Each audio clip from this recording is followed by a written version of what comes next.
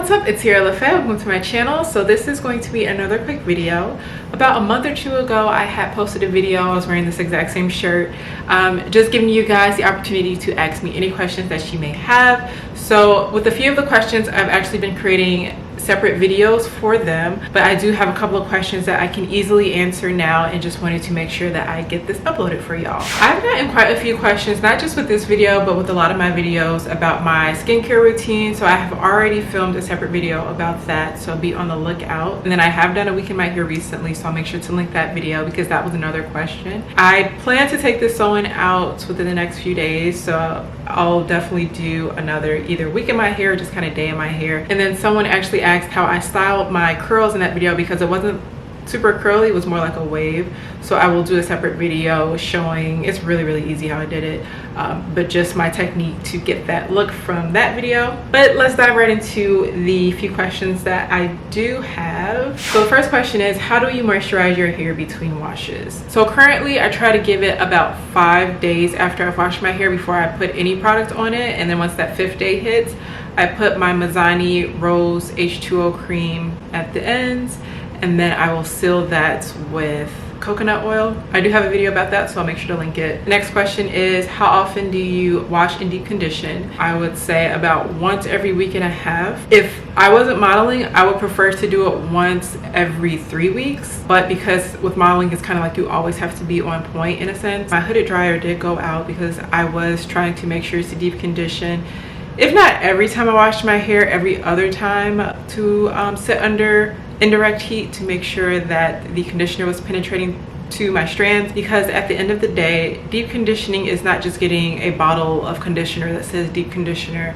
If you are not penetrating it with indirect heat, then it's not giving you a deep condition. So with heat trained hair especially, I've always tried to stress the importance of deep conditioning your hair every single wash day with some type of indirect heat. Next question is, how often do I use heat? When I have in my sewing, honestly, I pretty much put heat on my hair like every other day because it's either like I'm doing a shoot or I have some type of audition and I am messing with my leave out, unfortunately. But when I have my real hair out, I try not to put heat on my hair, and this is honestly a no-no. I try not to put my heat on my hair more than twice a week. I really shouldn't be doing it but once a week, but unfortunately that's just kind of the industry that I'm in right now. It can even be up to 3 times a week, but do not do that whatsoever. Like, my hair has been suffering my leave out especially, which I will show you guys once I take my sewing out. Next question is, do you blow dry and flat iron at the same time, or do you choose one or the other? So I definitely blow dry and flat iron at the same time. The thing about my career is, again, I have to almost always look on point, which can be very frustrating because some days you just want to be a human. But I can literally get an email from my agency and they say, hey, we need you to send us a video within an hour and we need you to answer these specific questions. And the reasons clients have you answer specific questions is because they want to get real time of what you look like at this exact moment. And that too, I have to look like the photos that my agency uses to represent me, and I have just chosen to use straight hair to represent me. I'm trying to slowly transition into showing myself with other hairstyles, but at the moment straight hair is what works for me. Whenever I do my wash day, it's just easier for me to get the blow dry and the flat iron process out of the way, so that way I don't just have my hair blow dried and all of a sudden I get an email saying we need you to send this video within an hour, and sometimes it'll take me a full 30 minutes to film the video. And I'm like, oh shoot, I have to try to rush through flat ironing my hair and then still try to shoot the video and then get it sent in, as opposed to just always being ready so I don't have to get ready. But yeah, sorry for that ramble. I just felt like I have to give a little bit of a backstory because although I'm a heat trained natural, my career has caused me to not do heat training the correct way, especially lately, and I just wanted to make sure I give you all those disclaimers. And as I'm talking about modeling, my girl Rivy O, shout out to you, she's been a very awesome supporter. She said, how do you take care of your hair since you're doing modeling full time and you have your own hair out?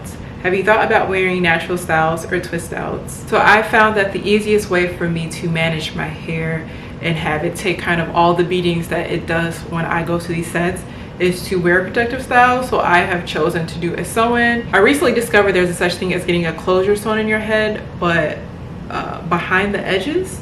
So I think I'm going to try that the next time I get my sew-in. In terms of doing natural styles, twist outs, my friend in New York actually helped me to do my very first twist out, and it came out great.